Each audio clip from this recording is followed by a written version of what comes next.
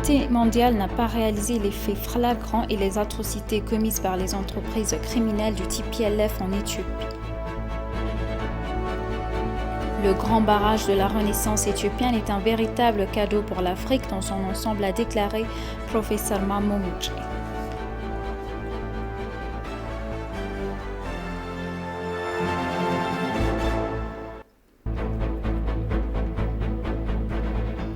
Bienvenue, chers téléspectateurs, c'est Aline Taïbaro avec le journal du 4 juin.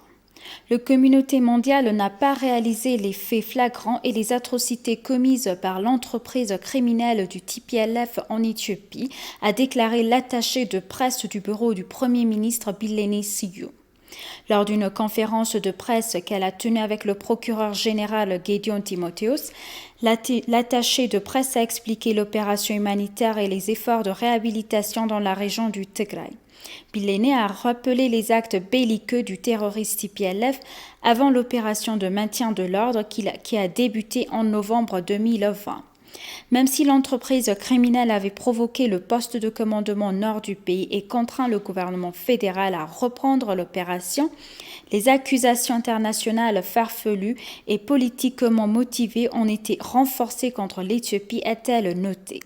Selon elle, la communauté mondiale n'a pas réussi à accepter le nombre de faits flagrants que le TPLF a commis, même au cours de ces 3 décennies d'abus de pouvoir.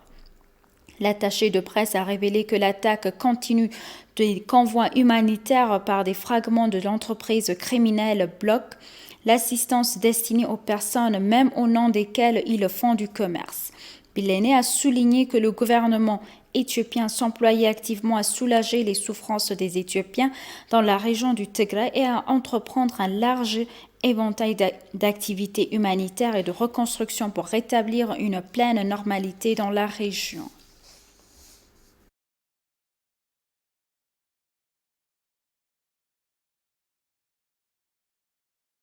Le Premier ministre Abiy Ahmed a reçu et s'est entretenu avec le président du groupe de la Banque africaine de développement, Akinwumi Adesina. Après avoir reçu le président dans son bureau, Abiy a écrit sur sa page Facebook « Mon extrême plaisir d'accueillir en Éthiopie le docteur Akinwumi Adesina, président de la Banque africaine de développement, vrai fils de l'Afrique et partenaire de l'Éthiopie. La Banque africaine de développement soutient ses pays membres régionaux, y compris l'Éthiopie, en mobilisant et en allouant des ressources pour l'investissement, en fournissant des conseils politiques et une assistance technique pour soutenir les efforts de développement. Akinwumi Adesina est le 8e président élu de la banque.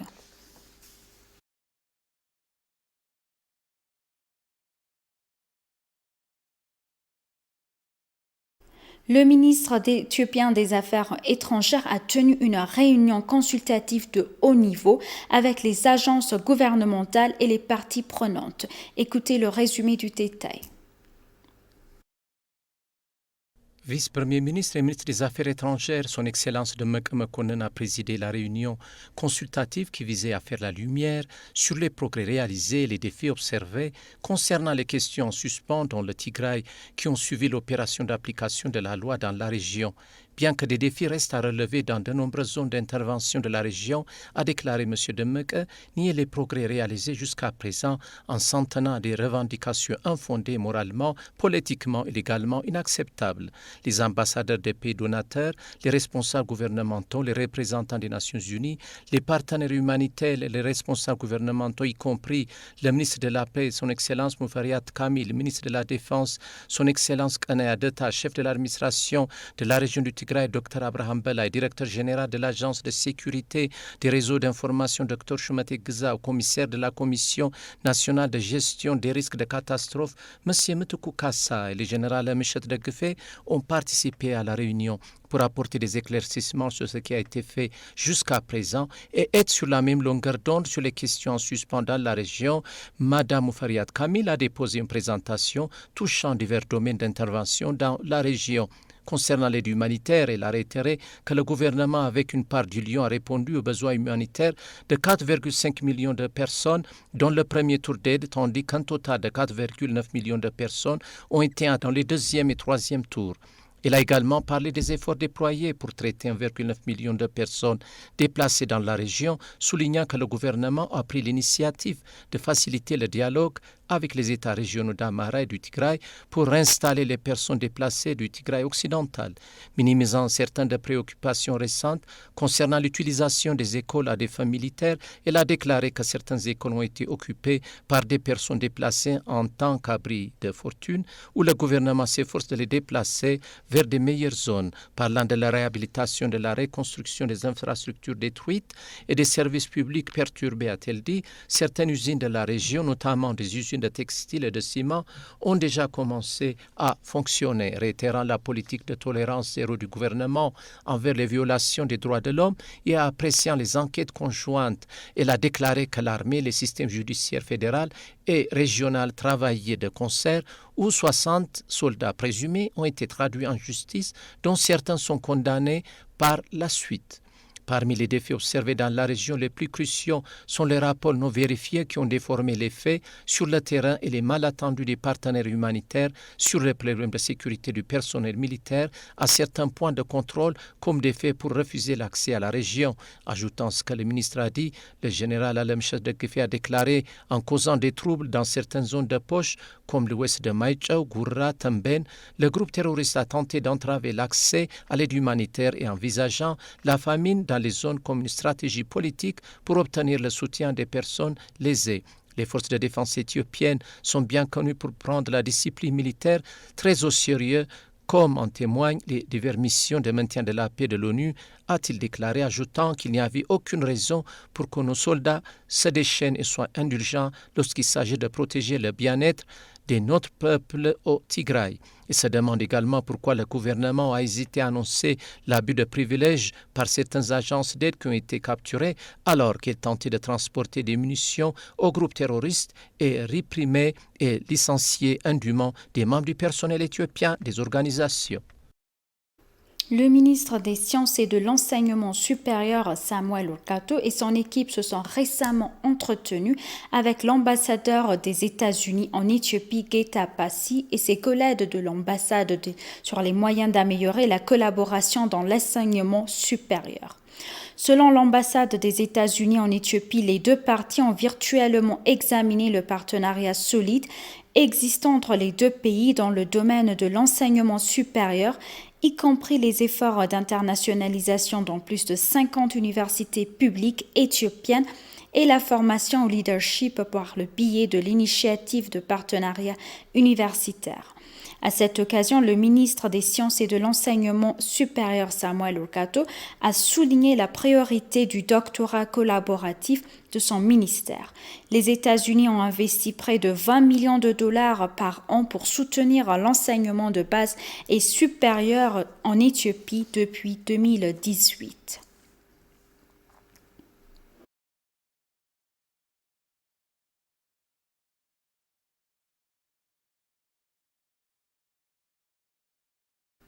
Tout en informant les médias internationaux sur les activités juridiques en cours au Tigray et dans d'autres parties du pays, le procureur général fédéral Dr Gédéon Timotheos a décrit les activités liées aux enquêtes et aux poursuites contre le TPLF ainsi que contre des membres de forces de défense nationale qui ont été soupçonnés d'infractions présumées crimes. Le procureur général Dr Gédéon a déclaré que le TPLF, par le biais de sa direction, avait établi le commandement militaire du Tigray et que cet ensemble militaire était organisé, doté et commandé par des généraux à la retraite de la force de défense nationale éthiopienne. Cette force illégale avait 8 divisions et une unité mécanisée et 23 régimes. Le terroriste TPLF a joué un rôle actif dans l'organisation et le financement de cette force illégale, a-t-il déclaré. Le TPLF a également organisé, armé et financé différentes forces armées dans différentes parties du pays, notamment les États régionaux Afar, Oromia, Amhara et Benshangul, pour déstabiliser la nation. Dr Gédéon a expliqué que le 4 novembre 2021, la force illégale organisée par le groupe TPLF a attaqué le commandement nord de la force de défense nationale. La force illégale a également attaqué la police fédérale dans la ville de Mekelle et d'autres endroits et a démoli plusieurs infrastructures dans la région. Visant à déstabiliser, 53 soldats de la Force de défense nationale ont été accusés de meurtre des civils et d'agressions sexuelles. Les procureurs fédéraux sont actuellement en train de faire enregistrer ces preuves par le tribunal fédéral de première instance. Une fois que nous aurons finalisé le processus de saisie de ces preuves et témoignages, l'accusation appropriée sera portée devant la haute cour fédérale.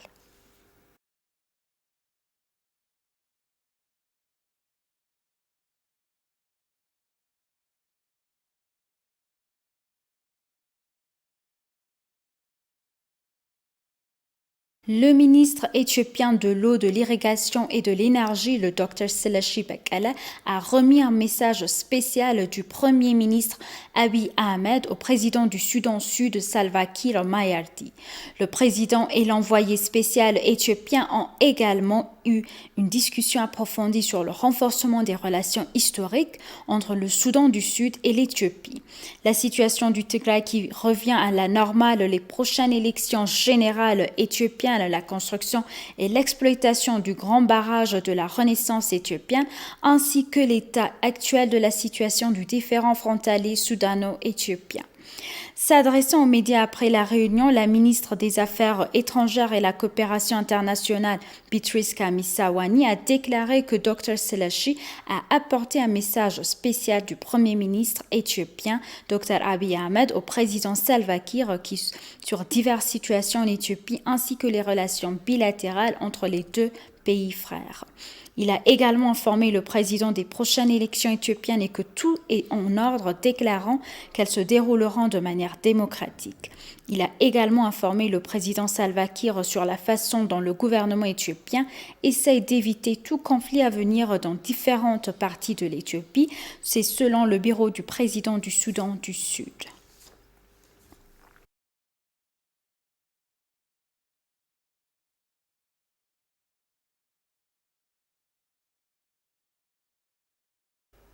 Et pour conclure le journal, le grand barrage de la Renaissance éthiopienne est un véritable cadeau pour l'Afrique dans son ensemble, a déclaré le professeur Mamo Muji, président du département des sciences et technologies du National Research Foundation en Afrique du Sud. Dans une interview exclusive avec l'ENA, le professeur Mamo a déclaré que le grand barrage donne de la force non seulement à l'Éthiopie, mais aussi à la région et à l'Afrique dans son ensemble. Tous les pays devraient être ouverts à entreprendre un partenariat inclusif car le grand barrage est vraiment un atout précieux et tout devrait accepter de travailler ensemble en pleine collaboration du début à la fin, a-t-il ajouté. L'énergie et l'électricité produites peuvent être utilisées non seulement par l'Éthiopie, mais aussi par la région dans son ensemble. L'Égypte, l'Éthiopie et le Soudan doivent apprendre à régler leurs différends en évitant les ingérences extérieures, a-t-il noté, ajoutant que s'ils ne peuvent s'entendre eux-mêmes, ils devraient s'appuyer sur l'Union africaine. Le professeur Mamo a déclaré qu'il n'est pas nécessaire d'inclure des acteurs externes qui ont souvent leur propre programme et sont connus pour jouer historiquement avec leurs maniaques coloniaux oppressifs en accélérant de nombreux conflits pour empêcher l'agence africaine d'apporter des solutions à tout problème et la réconciliation pour tout conflit.